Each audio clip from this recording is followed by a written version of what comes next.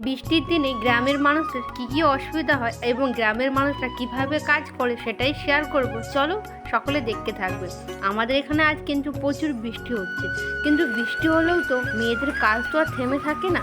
Per day যেমনভাবে কাজ করতে হয় ঠিক তেমনই আমরা কাজ শুরু করে দিয়েছি। দেখো এখানে প্রচুর পরিমাণে বৃষ্টি হচ্ছে, এক তো কারেন্ট নেই এখানে 3 দিন ধরে। সাইডের চারিদিকে দেখি কোথায় জল পাওয়া যায়, জল আনতে আসছি।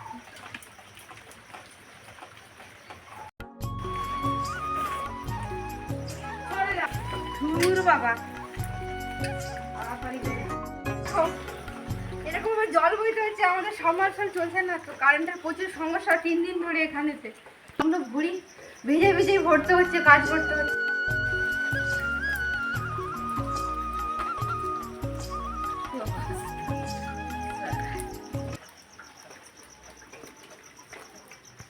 দেখো কি অবস্থা, দেখো আমাদের এইখানেতে। চলো জলগুলো ভরা হয়ে গেছে আর এখানেতে এরকম ভিজে ভিজে জল ভরতে হয়েছে।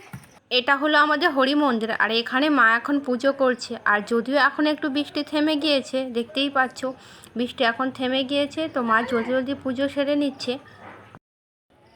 আমাদের এখানে প্রচুরই বৃষ্টি হচ্ছে, আর বৃষ্টিতে ভিজে ভিজেই পুজো করছে মা এখানে। আজকে বৃহস্পতিবার, তো বৃহস্পতিবারের পুজো হচ্ছে আজকে।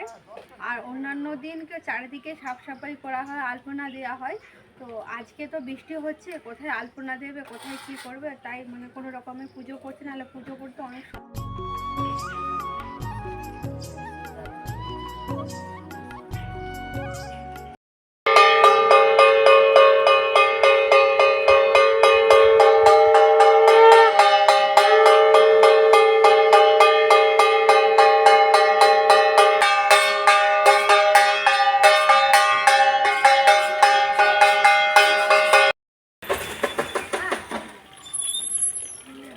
হাত দিয়ে দেখো, হাত দিয়ে দেখো।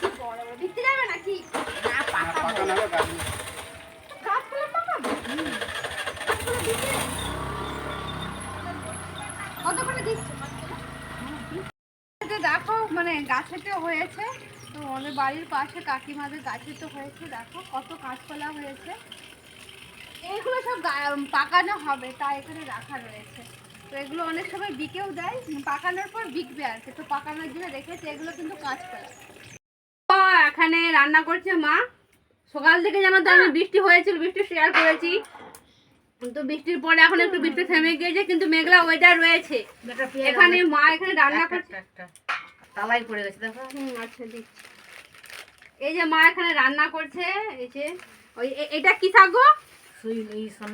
সজনে শাক, যেটাকে মানে সজনে ডাঁটা হয় না, এটা তার শাক। আমাদের গ্রামেতে সজনে শাক খাই, তো হ্যাঁ তুই খাবি না। তো এই শাকটা ভাজা হচ্ছে, আর এখানে সজনে ডাঁটা, আলু, বেগুন এবং কাঁচা আম যে একটা ঝোল হবে, নিরামিষ তো। আর লাউ শাক যে রয়েছে, লাউ শাকের সবজি হবে, বরবটি, আলু, বেগুন দিয়ে লাউ শাকের সবজি হবে। চলো মা এখানে রান্না করছে, আমি সবজিটা কেটে দিচ্ছি, তো সকলে দেখতে থাকবে। আর শাক দেখো, শাক ভাজা হয়ে গিয়েছে।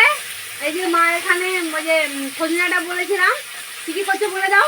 নাটা আম বেগুন ঝোল হচ্ছে, সন্না শাক ভাজা হচ্ছে, লাল শাক, টমাটার আর বরবটি, আলু টালু দিয়ে একটা মানে তরকারি হচ্ছে। চলো আমরা রান্না বান্না করে খাওয়া দাওয়া করি। আজকের মতো ব্লগটি আমি এখানে শেষ করছি। আপনাদেরকে ভিডিওটি দেখে কেমন লাগলো অবশ্যই কমেন্টে জানাবেন, এবং এইরকমই যদি ভিডিও দেখতে চান অবশ্যই প্লিজ পেজটিকে ফলো করে দিবেন, এবং যারা ইউটিউব থেকে দেখছেন অবশ্যই সাবস্ক্রাইব করে দিবেন। আবার দেখা হবে একটা নতুন সুন্দর ভিডিওতে। আপনারা সকলে সুস্থ থাকবেন, ভালো থাকবেন এবং নিজেদের খেয়াল রাখবেন।